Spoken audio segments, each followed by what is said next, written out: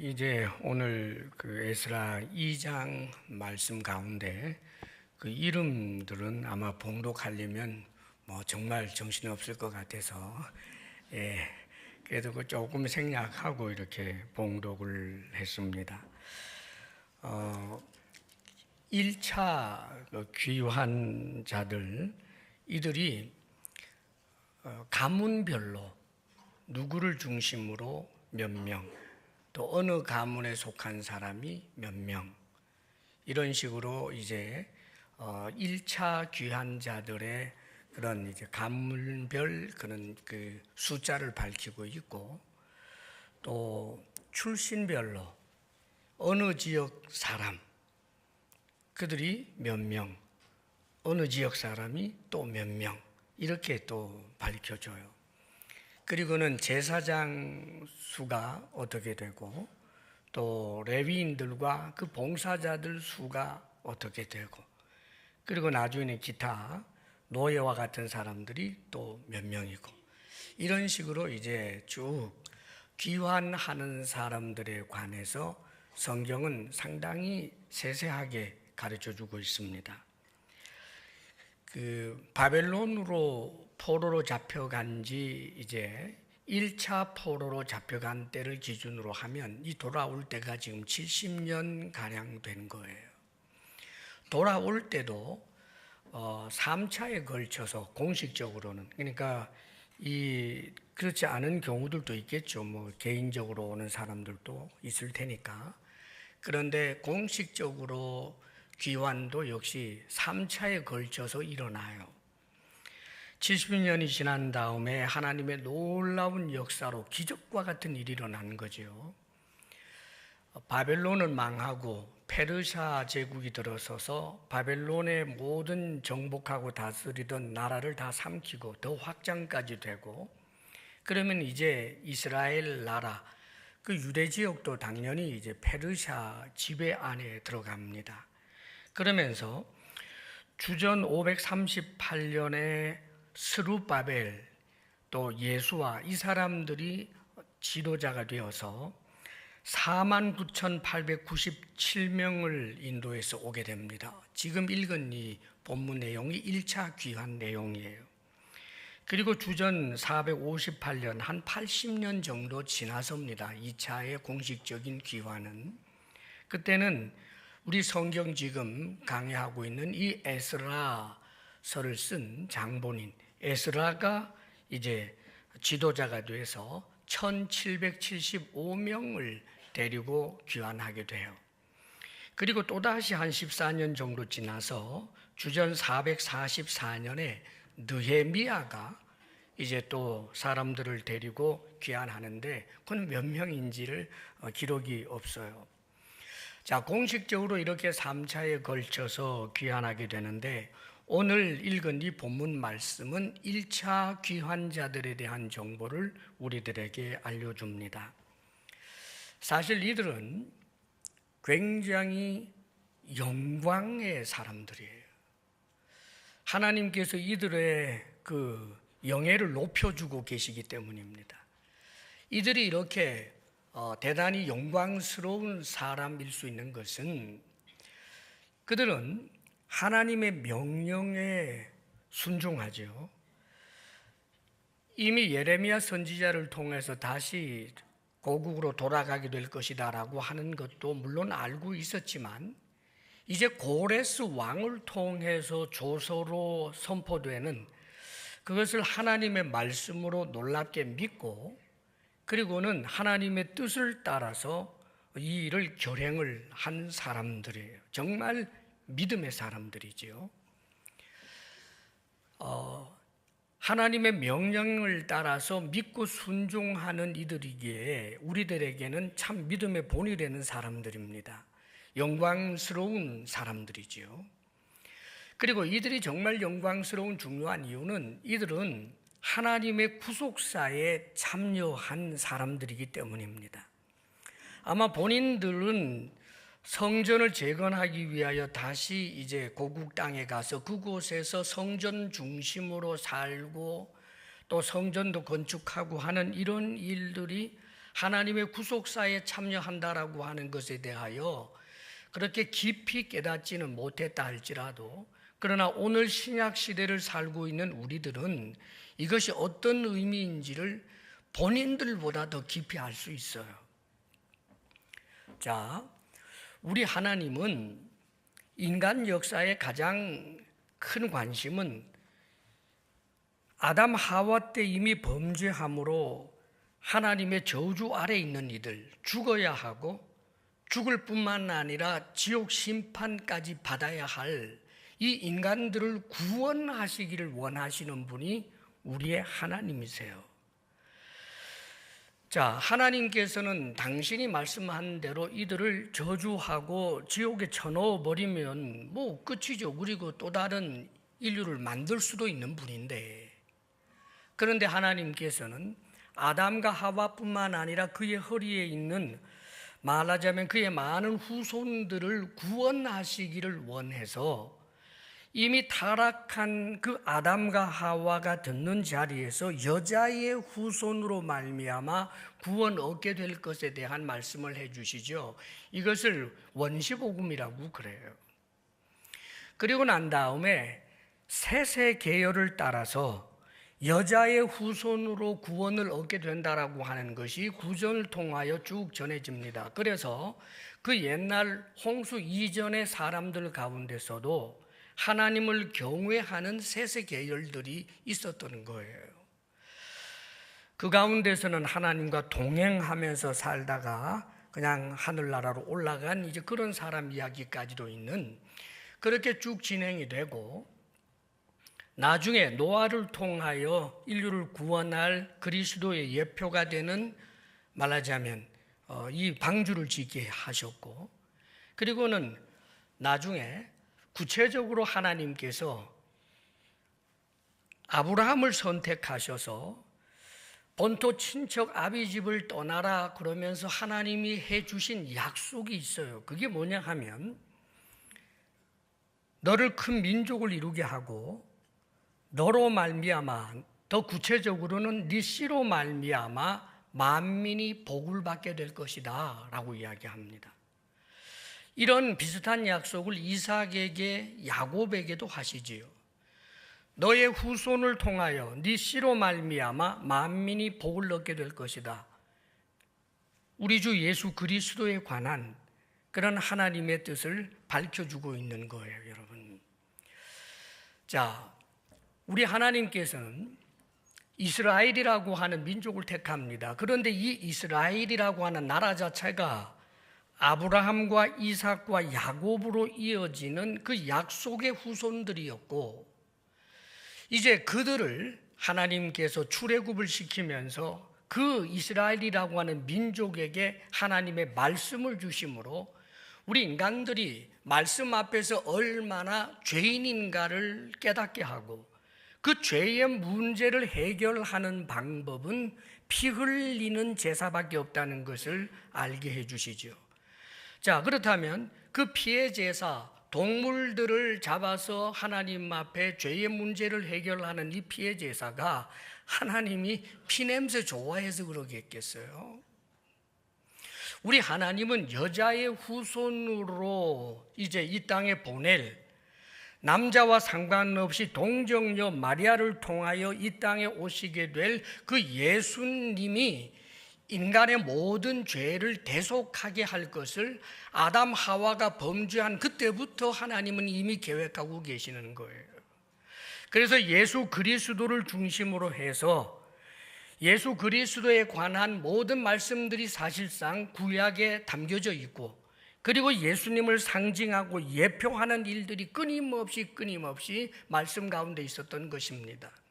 나중에 예수님 당신이 성전은 당신의 몸이다라고 하는 것을 스스로 밝히셨듯이, 구약의 모든 성전은 예수 그리스도의 몸을 예표하는 것이고, 그 몸은 곧 교회, 예수 믿는 우리들을 예표하는 것이기도 하는 것입니다. 자, 그런데 하나님께서는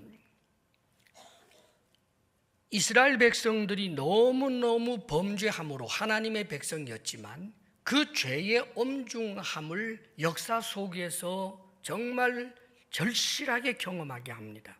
우상 숭배에 빠졌던 북왕국 이스라엘 완전히 망하게 하고, 그나마 예루살렘 성전 중심으로 명맥을 유지해 오던 이들조차도 역시 하나님 앞에 우상 숭배에 빠지고 범죄하게 되니까 하나님께서는 그들은 이미 예루살렘 성전을 그 자체로 미신처럼 우상이 되어서 섬기는 거예요. 성전 그 자체가 자신들을 지켜줄 수 있는 것처럼, 그 성전에 하나님의 법궤가 있으니까 저 법궤의 능력으로 자신들이 지켜지는 것처럼 왜곡되고 비틀린 하나님을 향한 신앙이 온 마음을 다하고 힘을 다하고 뜻을 다한 우리 중심의 신앙이 아니라 마치 하나님을 섬기는 방식이 우상 숭배처럼 되었다, 그 말이에요. 하나님의 말씀은 우습게 여기면서도 성전에 한번 갔다 오면 되는 걸로, 하나님의 말씀은 아주 우습게 여기면서 성전만 있으면 안전하다는 식으로 생각하는 그들에게 하나님께서는 그 성전을 완전히 무너뜨려 버리고, 그리고는 이들을 바벨론으로 포로로 잡혀가고 대부분의 사람들은 죽어 없어지게 했어요. 자, 그러면 성전도 없어졌고 하나님의 백성이라고 하는 이스라엘도 없어졌으면 아브라함에게 한 약속은 어디 간 것이고 야곱에게 한 약속은 어디로 간 것이며, 더더군다나 하나님께서는 다윗 언약이라고 하는 그 언약을 다윗에게 해준 적이 있어요. 다윗에게 한 언약이 사무엘하 7장 16절에 보면 하나님께서 다윗에게 하신 언약 이렇게 말씀합니다. 네 집과 내 나라가 내 앞에서 영원히 보존되고 네 왕위가 영원히 견고하리라. 그래가지고 다윗이 얼마나 감격했는지 몰라요. 다윗, 너의 집과 네 나라가 네 앞에서 영원히 보존되고 네 왕위가 영원히 견고하겠다고 그랬는데, 그런데 다윗 왕조 자체가 아주 박살이 났지 않아요.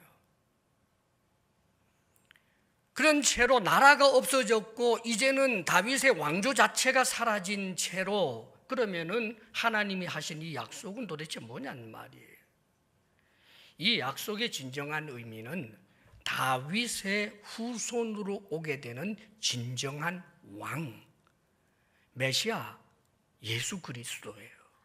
그래서 신약에 등장한 예수님을 향하여 예수님을 알고 성경을 알고 있는 이들이 다윗의 자손 예수여 나를 불쌍히 여기소서, 바로 그 뜻이란 말입니다.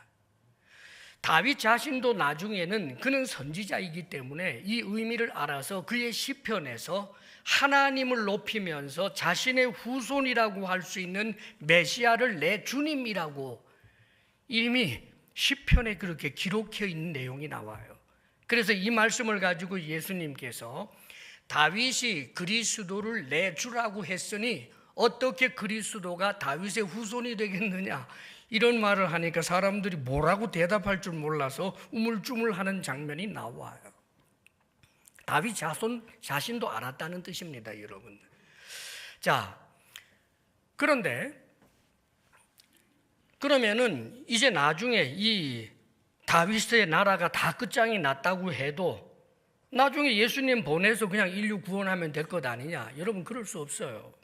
하나님께서 하시고자 하시는 일은 예수님께서 재림하실 때까지 예수님을 예표하고 있는 성전이 있어야 돼요. 예수님께서 십자가에 못 박혀 죽으시기까지 예수님의 죽으심을 예표하고 주시는 그 성전 뜰에서의 제사가 여전히 진행이 돼야 된다는 말입니다. 그래서 하나님께서는 채찍을 들어서 이스라엘 백성들을 잠시 때렸지만, 그러나 그들이 다시 돌아와서 성전을 건축하고 그 성전 뜰에서 하나님 앞에 나아가 하나님께 속죄의 제사를 드릴 수 있게 하시는 거예요. 그러다가 우리 예수님께서 오셔서 예수님이 진정한 성전이고 예수님이 속죄 제물이시기 때문에 우리 예수님께서 죽으시고 부활하시고 난 다음에 이제 예수님을 믿는 제자 그룹들, 다시 말하면 우리와 같은 교회가 일어나서 그들이 성전들에서 함께 모여 예배하지만 그들은 더 이상 속죄 제물을 드릴 필요가 없는 공동체로 서기 시작해요.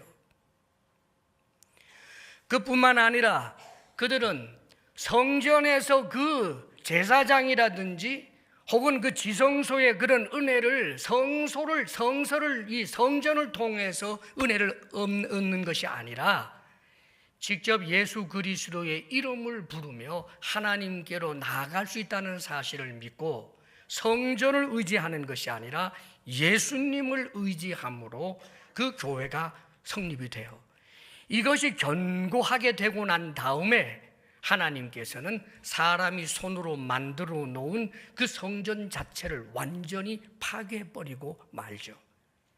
2000년이 지난 지금도 예루살렘 성전은 회복이 안 되고 있어요. 하나님의 심오한 뜻이 담겨 있는 것입니다. 죄의 문제를 반드시 피해 제사를 드려야 해결이 된다면 도대체 2000년 동안 저 유대 민족들은 무엇으로 죄의 문제를 해결하느냐 말이에요. 마지막 때가 되면 수많은 유대인들이 예수님이 그리스도인 줄 알고 돌아오게 되는 그런 놀라운 역사가 있을 줄로 믿습니다.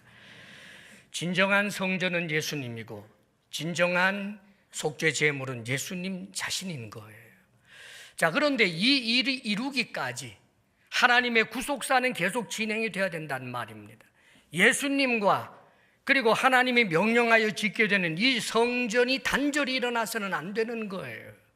그래서 하나님은 스룹바벨을 통하여서 고레스를 사용하시고, 그래서 이 스룹바벨이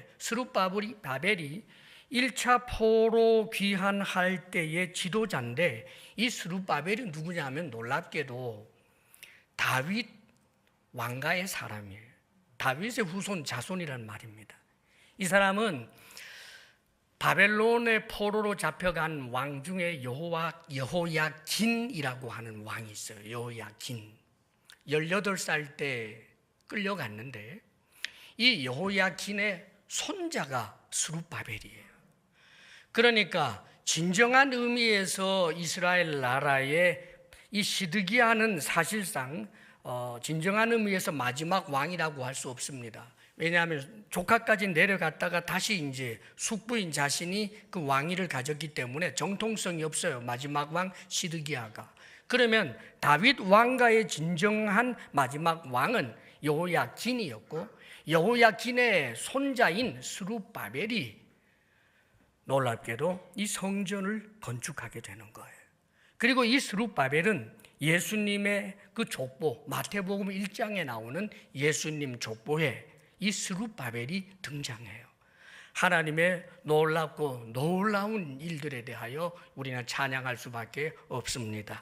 할렐루야. 공부하는 것 같으니까 눈이 몽롱해지는 것 같아요. 자, 공부는 좀 하고,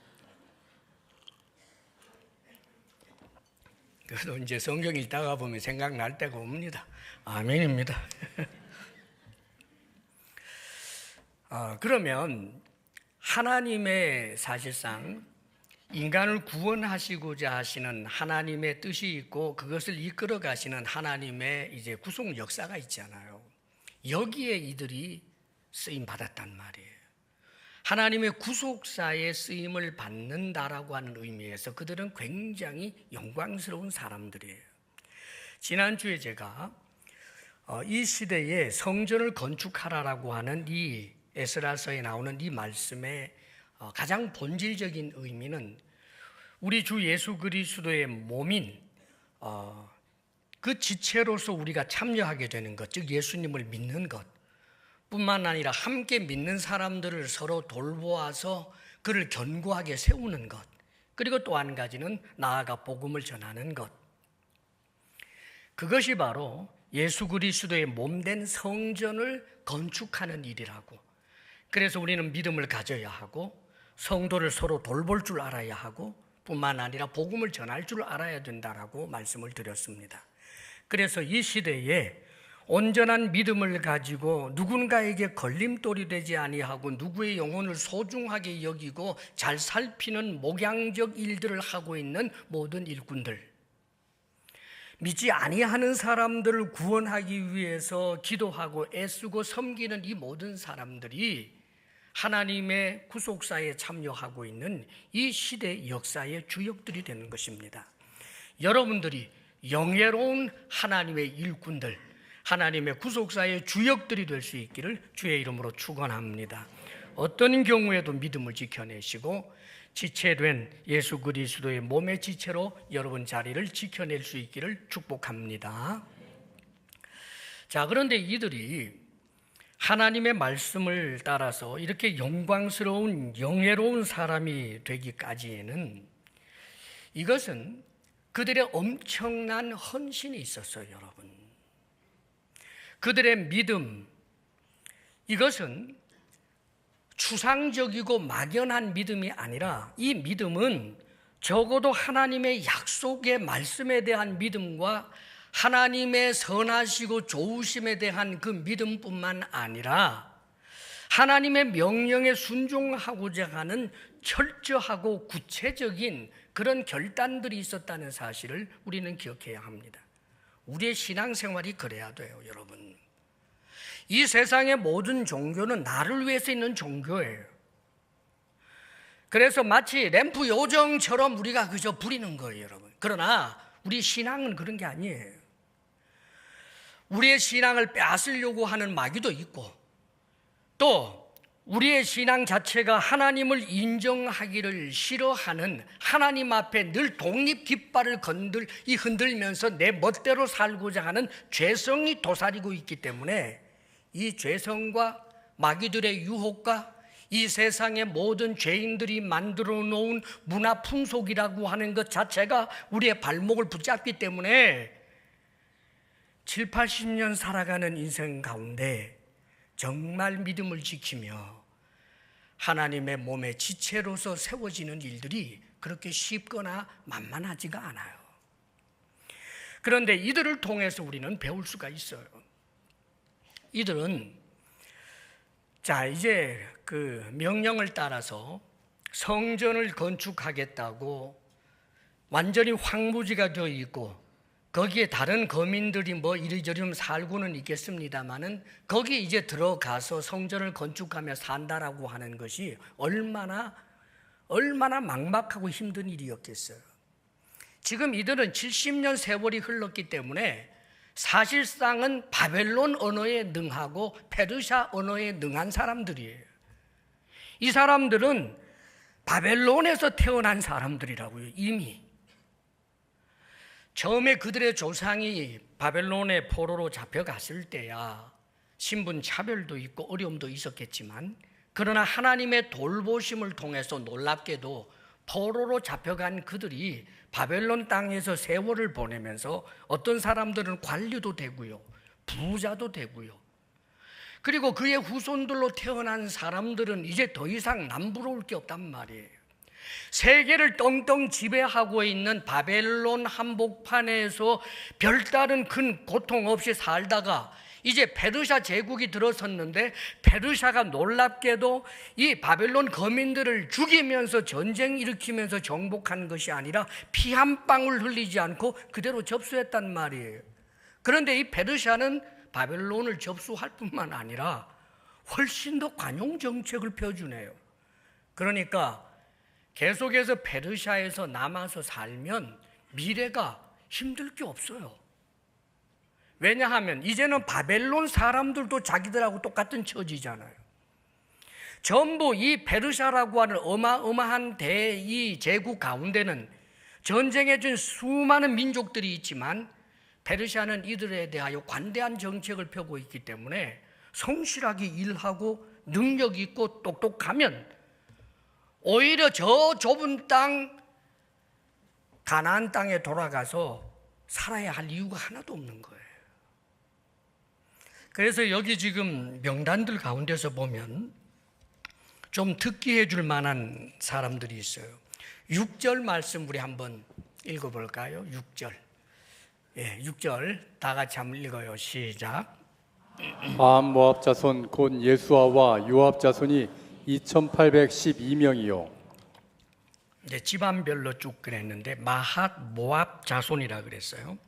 바핫 모압 이 사람은 이 의미가 모압의 통치자라고 하는 뜻이랍니다. 이게 무슨 소리냐 하면 포로로 잡혀간 유대인들 가운데는 바벨론 나라에서 인정을 받아서 사드락, 메삭, 아벤누고 혹은 다니엘처럼 관리로 세워진 사람들이 있어요. 그러면 이 바핫 모압 자손이라고 하는 것은 바핫 모압이라고 하는 사람은 말하자면 바벨론이나 혹은 페르시아에서 발탁이 돼서 모압 사람들이 살고 있는 지역을 지배하고 다스리는 관리자였다는 뜻이에요. 벼슬아치였다는 말입니다. 그런데 세상에 그 엄청난 그런 좋은 자리를 내팽개치고 그의 후손들입니다. 얼마나 잘 살았겠어요. 그런데 그들이 먼 곳에 와서 이제 1500km를 돌아가서 거기에서 그 열악한 환경 가운데서 성전을 건축하겠다고 돌아가고 있으니 이들이 얼마나 하나님 우선주의의 사람이란 말입니다. 하나님의 나라와 하나님의 뜻을 우선하고 먼저 생각하는 사람들, 이 세상의 부귀영화보다도 하나님의 백성으로 사는 것을 더 원하고 성전이 건축되어 그 성전 중심으로 신앙 공동체로 살기를 더 원하는 이 믿음의 사람들, 이 우선순위가 하나님 나라였어요, 여러분. 그뿐만 아닙니다. 이 말씀 보게 되면 58절도 우리 한번 읽어볼까요? 58절. 58절. 같이 한번 읽어요. 다 같이 시작. 모든 느디님 사람과 솔로몬의 신하의 자손이 392명이었더라. 느디님 사람, 모든 느디님 사람 그러는데 이 느디님 사람은 43절에서부터 54절까지 쭉 나열해 주고요. 그 다음에 솔로몬 신하의 자손 그러는데 이것은 55절에서부터 57절까지 쭉 나열해 줘요. 그러면 도대체 이 느디님 사람은 누구고 솔로몬 신하의 자손은 누굴까? 느디님 사람은 이스라엘 땅에서 노예로 살던 사람들, 전쟁 포로들. 여호수아에 의해서 이제 가나안 땅에 출애굽을 해서 최초로 들어갈 때 하나님의 그 엄청나게 위대함을 깨달은 그런 어느 그 가나안 지역에 있었던 족속들 가운데서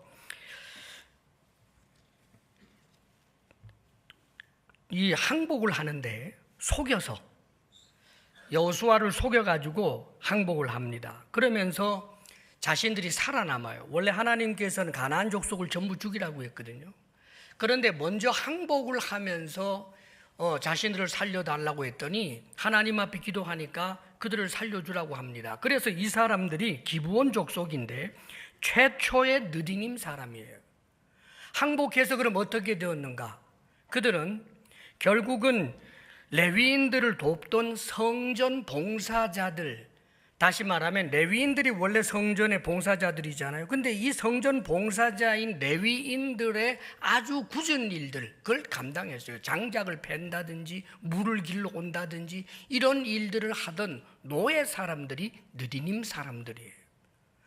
자, 이 사람들이 최초로 그렇게 됐고 나중에 전쟁 포로들은 전부 오면 잡혀가지고 자신들이 원하면 느디님 사람이 되어서 살아남았거든요. 그러다가 여러분 수많은 세월이 흘러서 이 이스라엘과 유다가 망하고 바벨론으로 포로로 잡혀갔어요. 그런데 바벨론에서 70년 세월이 지난 다음에 이 유다 백성들이 돌아오는데 아니 세상에 이 사람들도 또 따라온단 말이에요. 놀라운 일 아닙니까 여러분? 물론 이들 전부가 아니겠지요.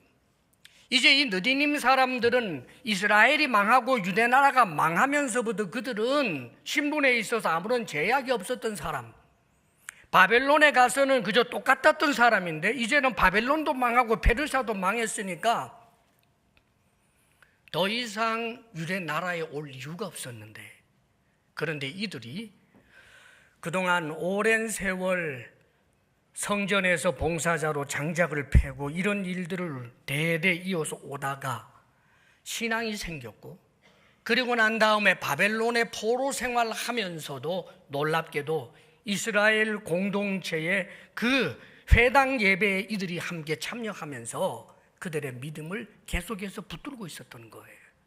그래서 가장 하층의 계급이라고 할 수 있는 이 사람들이 성전을 건축하는 일에 앞장서서 나오게 되는 것입니다. 오히려 레위 사람들보다 더 많아요, 숫자가.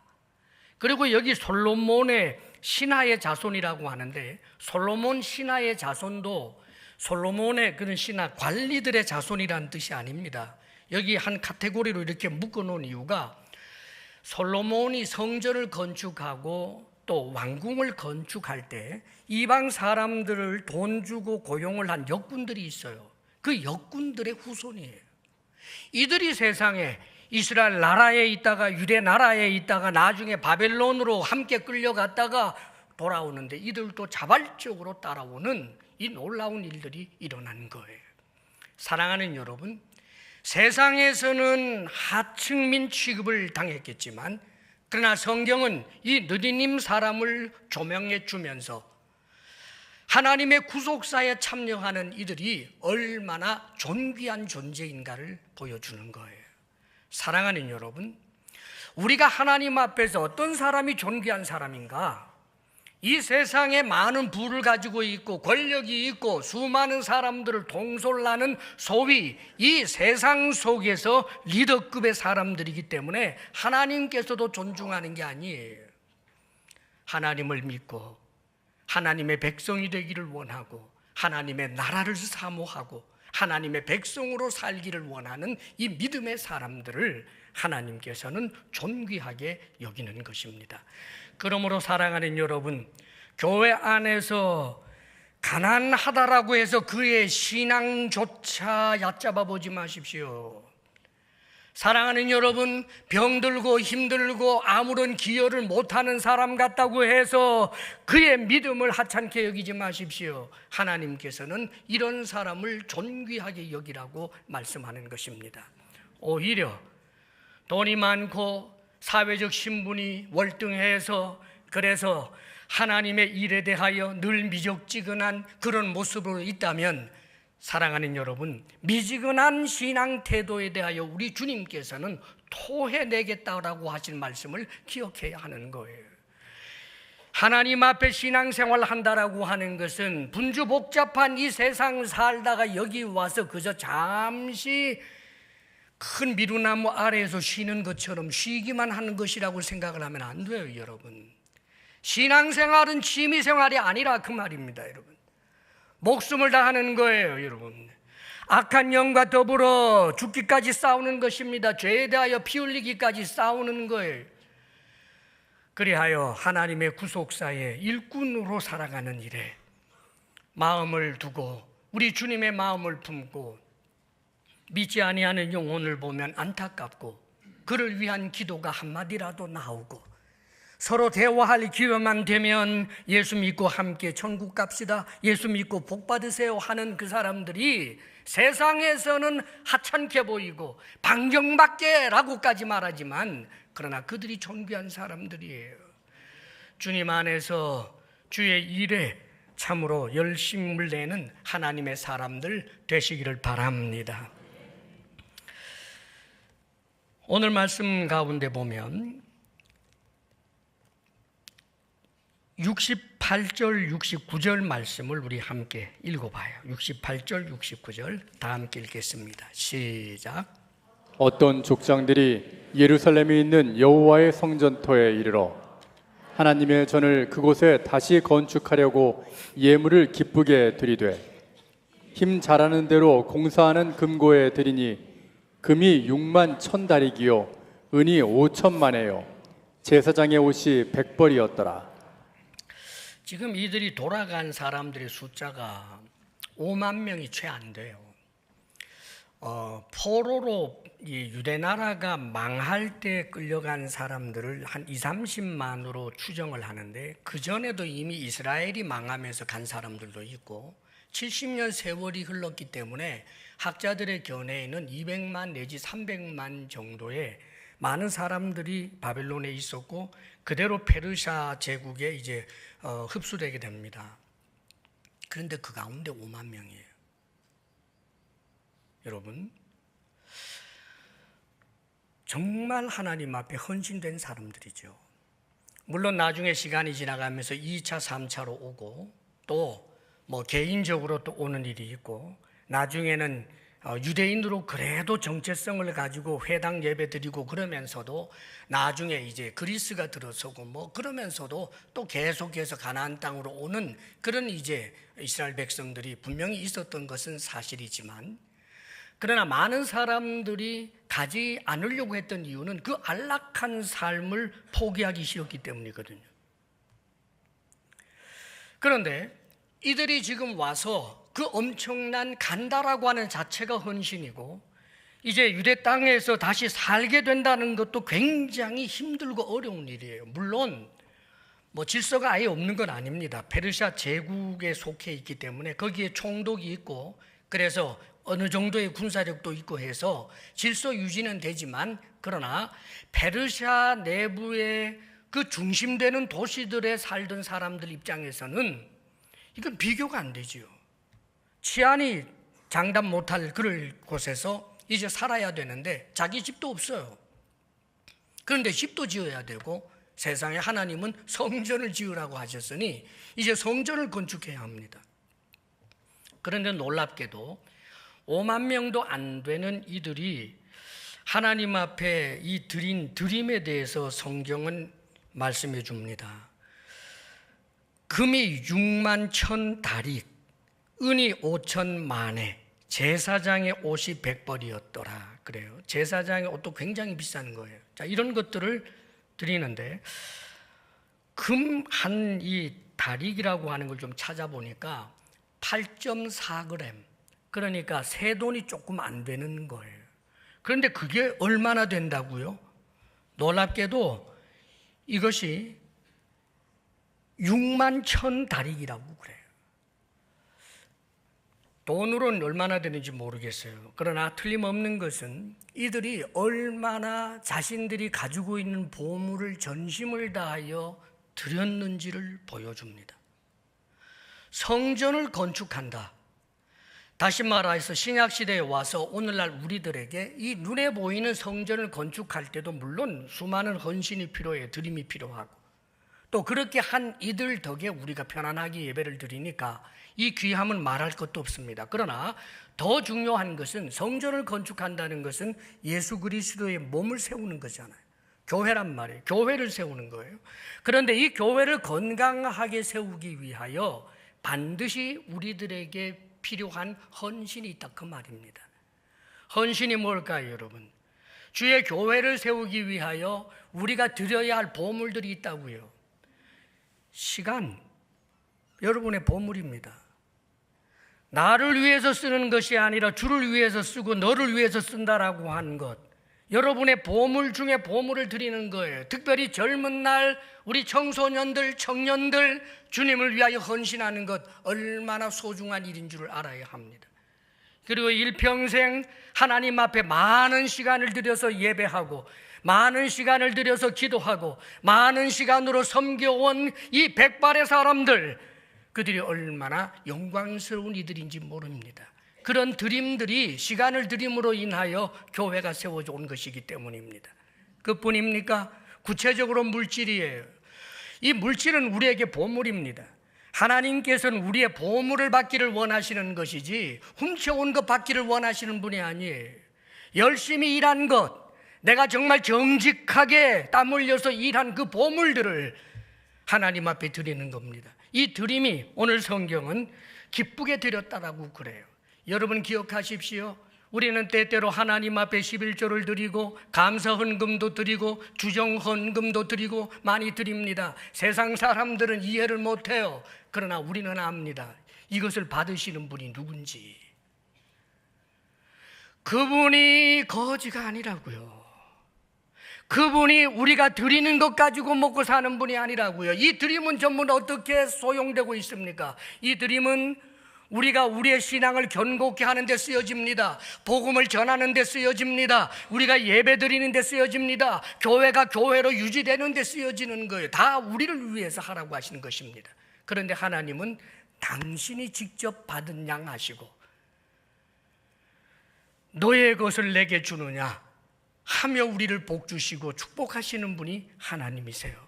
그러므로 사랑하는 여러분 기억하십시오. 하나님 앞에 여러분들이 힘을 다하여 여러분의 보물을 드려본 경험이 있습니까? 하나님 앞에 드리는 연보나 거지에게 주는 거나 사실상 비슷비슷한 그런 의미를 부여하고 있는 사람들 혹 있습니까, 여러분? 저는 여러분들에게 권합니다. 많이 드려야 된다는 그런 의미가 아니에요. 정말 자원함과 기쁨으로 하나님 앞에 드리는 이 물질이 주의 몸된 교회를 세워내는데 참으로 우리가 소용될 헌신이라는 사실을 기억해야 합니다. 하나님의 일꾼이라 자처하면서도 하나님 앞에 드림 앞에서는 언제나 도망가는 사람들 믿음 안 자랍니다, 여러분. 그리고 또 한 가지 땀이에요. 자신의 재능을 바탕으로 한 땀 말입니다. 그래서 얼마나 많이 수고하는지 몰라요. 가르치는 은사를 가진 사람이 가르치는 일로, 찬양하는 은사를 가진 사람들이 찬양하는 일로, 섬기는 그런 은사를 가진 사람들이 섬기는 일로 구체적으로 온몸을 다하여 주의 몸된 교회를 세워왔습니다. 이것이 이 땅에 교회가 세워진 이래로 지금까지 교회가 세워져가는 방식이에요. 사랑하는 여러분, 주님을 믿는다라고 하는 믿음은 구체적이어야 하고 하나님을 사랑한다라고 하는 그 사랑은 항상 구체적이어야 하고 하나님의 나라와 하나님의 의를 먼저 구한다라고 하는 그 우선순위는 항상 구체적이어야만 합니다.